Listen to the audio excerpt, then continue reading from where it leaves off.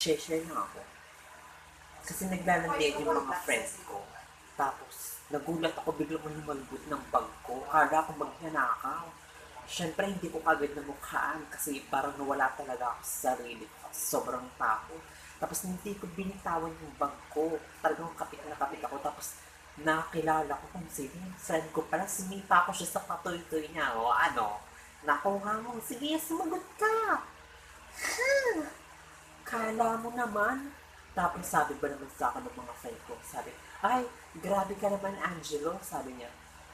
Sabi, bakit naman? Sabi niya ganun. Kasi yung bag mo hindi mo mabitawan. Kahit alam mo may magnanakaw ng kukuha, hindi mo pa rin bitawan talaga, no?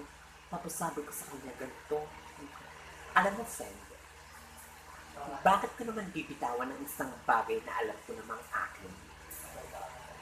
Diba? Sige, sumagot ka. Hindi siya makasagot.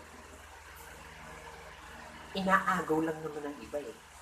So bakit ko naman hahayaang makuha yan? Sabi nga, ang akin ay akin at ang sayo ay sayo. Paano kung hindi ka naman sigurado? Sabi ng friend ko. Simple lang. Alam ko naman hindi ako sigurado, diba? So I'm willing to let it go. Ganyan lang naman sa pag-ibig, diba? Kasi kung alam mo naman hindi siya magiging masaya sa'yo, why not to let it go?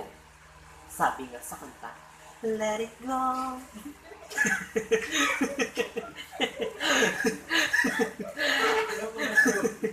Let it go. Diba? Let it go.